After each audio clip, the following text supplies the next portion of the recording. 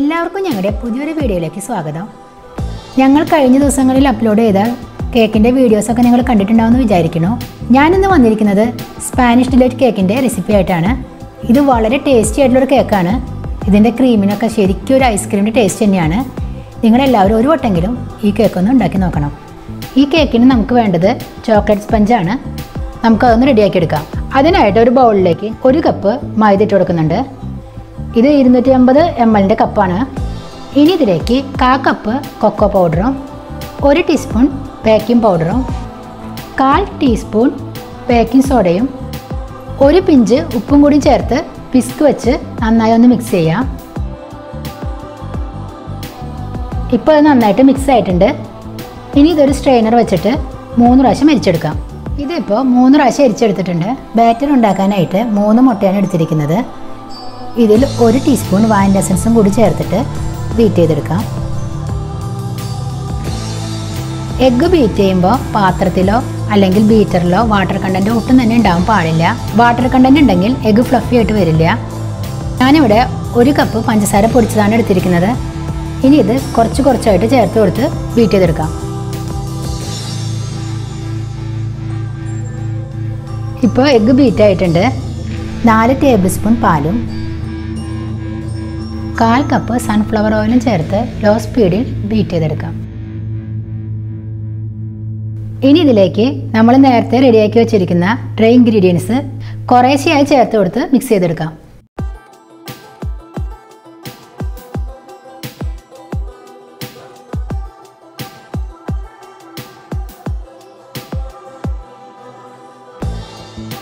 ഇതുപോലെ പതുക്കെ cut and fold രീതിയിലാണ് മിക്സ് ചെയ്യേണ്ടത്. സ്പീഡിൽ ചെയ്യുകയാണെങ്കിൽ ഫ്ലഫി ആയി വന്ന എഗ്ഗ് താഴേക്ക് ഇരുന്ന് പോകും. അതുകൊണ്ട് പതുക്കെ നമ്മൾ ചെയ്തെടുക്കണം. ഇപ്പോൾ ബാറ്റർ റെഡി ആയിട്ടുണ്ട്. ഇനി ഇതൊരു ബേക്കിംഗ് ട്രേയിലേക്ക് മാറ്റാം. കേക്ക് ബേക്ക് ചെയ്യാനായിട്ട് എടുത്തിരിക്കുന്നത് 8 ഇഞ്ചിൻ്റെ സ്ക്വയർ ട്രേ ആണ്. ഇതിൻ്റെ ബേസിലും സൈഡിലും ബട്ടർ പേപ്പർ വെച്ച് കൊടുത്തിട്ടുണ്ട്. ഇനി ഇതിലേക്ക് ബാറ്റർ ഒഴിച്ചു കൊടുക്കാം. ഇപ്പോൾ ഞാൻ ബാറ്റർ മുഴുവൻ ഒഴിച്ചു കൊടുത്തിട്ടുണ്ട്. നമ്മൾ ബാറ്റർ ഒഴിച്ചു കൊടുക്കുമ്പോൾ എപ്പോഴും ട്രേയുടെ ഹാഫ് പോർഷൻ മാത്രമേ വരാൻ പാടുള്ളൂ. ഇപ്പോൾ നിറച്ചൊക്കെ ഒഴിച്ചു കൊടുക്കുകയാണെങ്കിൽ ഇത് പൊന്തി വന്നിട്ട് പുറത്തേക്കൊക്കെ പോകും. ഇനി ഇതിൻ്റെ എയർ ബബിൾസ് പോകാനായിട്ട് ഒരു സ്ക്യൂർ വെച്ചിട്ട് അതൊക്കെ ഇങ്ങനെ ഒന്ന് ആക്കി കൊടുക്കാം. ഇനി ടാപ്പ് ചെയ്തതിന് ശേഷം ബേക്ക് ചെയ്തെടുക്കാം.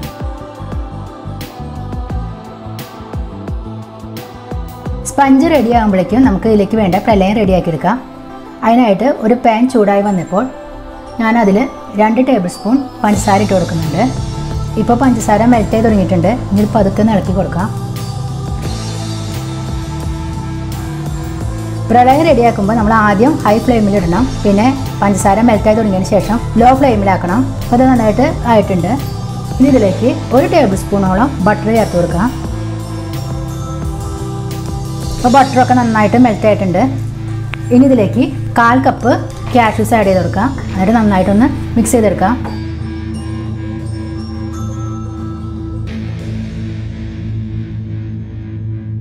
ഇപ്പോൾ റെഡി ആയിട്ടുണ്ട്. ഇനി സ്റ്റവ് ഓഫ് ചെയ്യാം. ഞാനിവിടെ ഒരു പാത്രത്തിൽ ബട്ടർ പേപ്പർ ഗ്രീസ് ചെയ്ത് വെച്ചിട്ടുണ്ട്. ഇനി ഇതിലേക്ക് ഈ പ്രലയം ഒഴിച്ചു കൊടുക്കാം.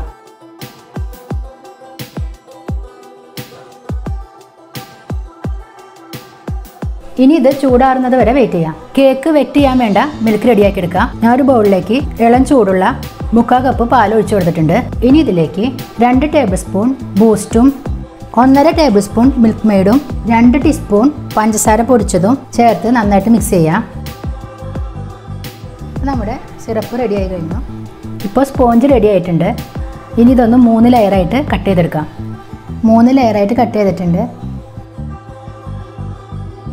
ഇനി ഐസിങ്ങിന് വേണ്ട വിപ്പിംഗ് ക്രീം റെഡിയാക്കി എടുക്കാം. ഒരു ബൗളിലേക്ക് 1.5 കപ്പ് വിപ്പിംഗ് ക്രീം ഒഴിച്ചു കൊടുത്തിട്ടുണ്ട്.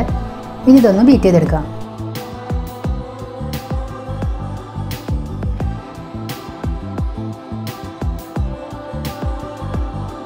ഇതിലേക്ക് 2 ടേബിൾ സ്പൂൺ ഐസിങ് ഷുഗർ ചേർത്ത് കൊടുത്തിട്ട് ഒന്നുകൂടി ബീറ്റ് ചെയ്തെടുക്കാം.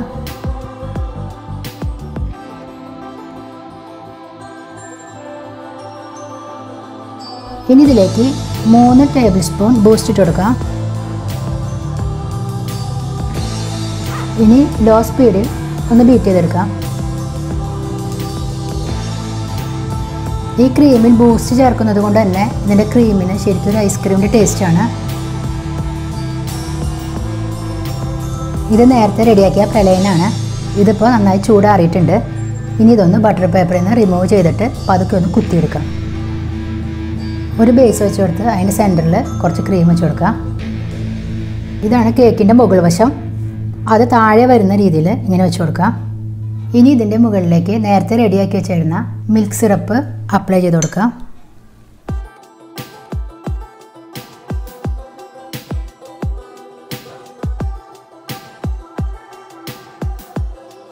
ഇനി ഇതിൻ്റെ മുകളിലേക്ക് ക്രീം ഇട്ട് കൊടുക്കാം.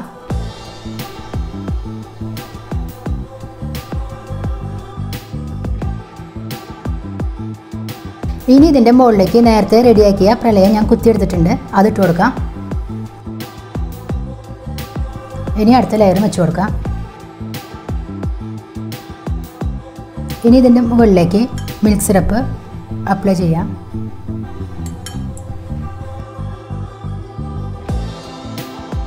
ഇനി ക്രീം അപ്ലൈ ചെയ്യാം.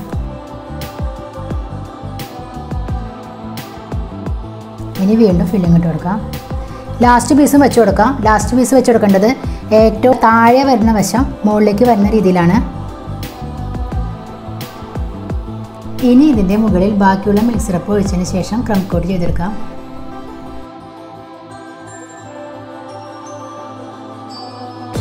ഇപ്പോൾ ക്രം കോട്ട് ചെയ്ത് കഴിഞ്ഞു. ഇതൊന്ന് അരമണിക്കൂർ നേരം ഫ്രിഡ്ജിൽ വയ്ക്കാം.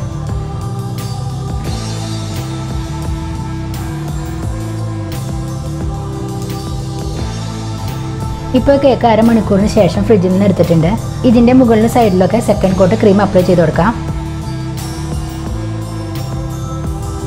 ഇനി ഇതേപോലെ ഒരു സ്ക്രൈപ്പർ വെച്ചിട്ട് ഇതിൻ്റെ സൈഡിലൊരു ഡിസൈൻ ചെയ്ത് കൊടുക്കാം. ഇപ്പോൾ ഡിസൈനൊക്കെ ചെയ്ത് കഴിഞ്ഞു. ഇനി ഒരു സ്ക്യൂവർ വെച്ചിട്ട് ഇതേപോലെ കേക്കിൻ്റെ മുകളിലൊന്ന് മാർക്ക് ചെയ്ത് കൊടുക്കാം. ഇതുപോലെ പൈപ്പിംഗ് ബാഗിൽ ഗണേശ എടുത്തിട്ടുണ്ട്. ഇതുണ്ടാക്കിയിരിക്കുന്നത് 1:1 റേഷ്യോയിലാണ്. അതായത് 1/4 കപ്പ് ഡാർക്ക് ചോക്ലേറ്റിന് 1/4 കപ്പ് ഫ്രഷ് ക്രീം എടുത്തു. ഗ്ലേസിങ്ങിന് വേണ്ടിയിട്ട് 1 ടീസ്പൂൺ ബട്ടറും കൂടി ചേർത്ത് കൊടുത്തിട്ടുണ്ട്. ഇതേപോലെ ഗണേശ് പതുക്കെ ഒഴിച്ചു കൊടുക്കാം.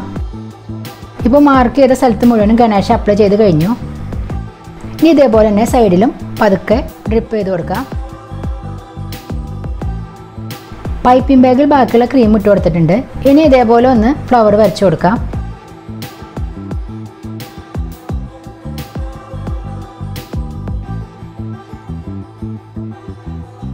ഇതിൻ്റെ ബേസിലും ഒരു ഡിസൈൻ കൊടുക്കാം. ഇനി ഒരു ഭംഗിക്ക് വേണ്ടിയിട്ട് ഫ്ലവറിൻ്റെ മുകളിൽ സിൽവർ ബോൾ വെച്ച് കൊടുക്കുന്നുണ്ട്. ഇപ്പോൾ നമ്മുടെ സ്പാനിഷ് ഡിലൈറ്റ് കേക്ക് റെഡിയായി കഴിഞ്ഞു. നിങ്ങൾക്ക് എല്ലാവർക്കും ഈ വീഡിയോ ഇഷ്ടപ്പെട്ടു എന്ന് കരുതുന്നു. ഇഷ്ടമായാൽ ഫ്രണ്ട്സിനും റിലേറ്റീവ്സിനും ഷെയർ ചെയ്ത് കൊടുക്കണം. ഇതുവരെ സബ്സ്ക്രൈബ് ചെയ്യാത്തവരുണ്ടെങ്കിൽ ഒന്ന് സബ്സ്ക്രൈബ് ചെയ്ത് സപ്പോർട്ട് ചെയ്യണേ. പുതിയൊരു വീഡിയോയുമായി വീണ്ടും കാണാം.